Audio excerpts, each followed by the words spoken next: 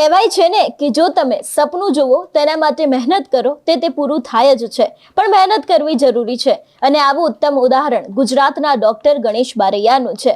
સપના પૂરા કરવા માટે વિચારો અને મન મક્કમ હોવું જોઈએ, અને ગુજરાતના ગણેશ બારૈયા આનું એક શ્રેષ્ઠ ઉદાહરણ છે.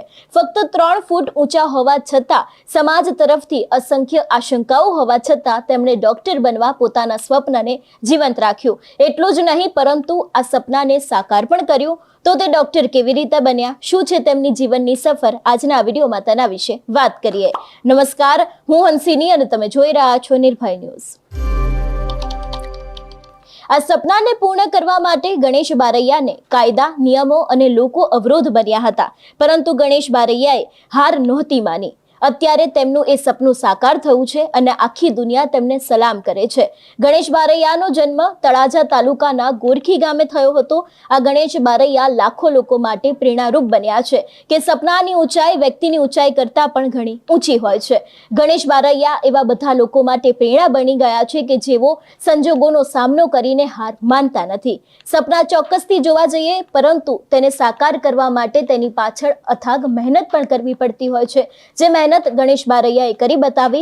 2018માં મેડિકલ કાઉન્સિલ ઓફ ઇન્ડિયાએ ગણેશ બારૈયાને તેમના ફક્ત એક ઊંચાઈને આધારે MBBSમાં પ્રવેશ આપવાની ના પાડી દીધી હતી.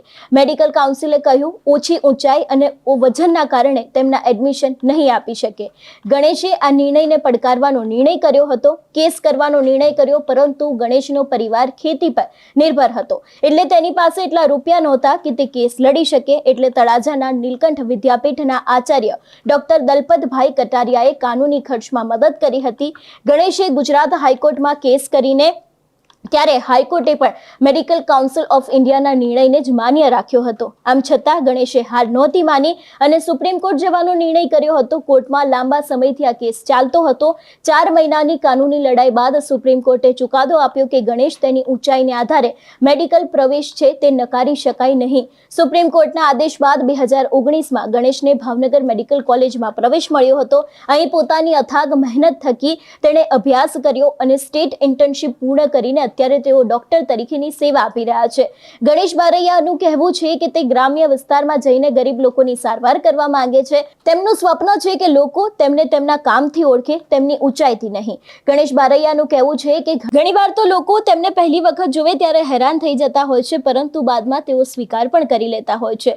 અત્યારે આ પણ ગણેશ લોકોની ખૂબ જ સહજતાથી સારવાર કરી રહ્યા છે. જો પહેલા એડમિશન વખતે કોલેજે ના પાડી ત્યારે હાર માની લીધી હોત તો અત્યારે આ મુકામ સુધી પહોંચી શક્યા ના હોત. ત્યારે સૌથી પહેલા તો આ વિષયને લઈને તેમના દ્વારા શું કહેવામાં આવ્યું છે તે સાંભળીએ. मेरा नाम डॉक्टर गणेश विठल भाई बारैया है। मैं भावनगर जिले के तलाजा तालुका के गोरखी गांव से बिलोंग करता हूँ। तो आप शुरुआत हुई, आपके हाइट 3 फुट की है, उसको लेके पढ़ाई से लेके MBBS करने तक कैसा सफर रहा?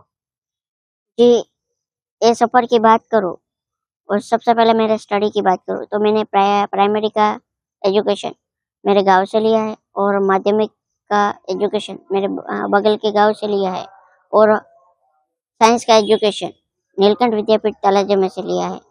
जब मैंने 12th साइंस पास किया और उसके बाद आने वाली नीट यूजी की एग्ज़ाम 2018 में दी और MBBS में एडमिशन के लिए अप्लाई किया, तो मेडिकल काउंसिल ऑफ इंडिया ने मुझे मेरी डिसेबिलिटी की वजह से रिजेक्ट किया गया।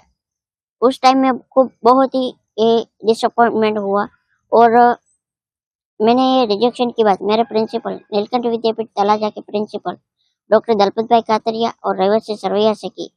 तो उन्होंने ये बोला कि हमने तुझे एक डॉक्टर बनने का सपना दिखाया है, तो हम उनको पूरा करने की पूरी कोशिश करेंगे। इसलिए हम गुजरात हाईकोर्ट में केस दाखिल कर रहे हैं। तो उन्होंने गुजरात हाईकोर्ट में केस दाखिल किया। 2 मंथ के बाद गुजरात हाईकोर्ट में हम केस हार गए। फिर उन्होंने सुप्रीम कोर्ट ऑफ इंडिया में केस दाखिल करने का डिसीजन लिया और सुप्रीम कोर्ट में केस दाखिल किया।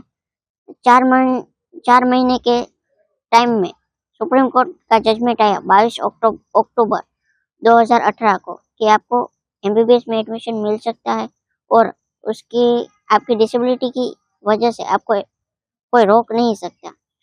और तब तक मेडिकल की एडमिशन की प्रोसेस कंप्लीट हो गई थी 2018 में। तो सुप्रीम कोर्ट ने जजमेंट दिया कि आपको 2019 में नीट की एग्जाम दिए बगैर एमबीबीएस में एडमिशन मिलेगा।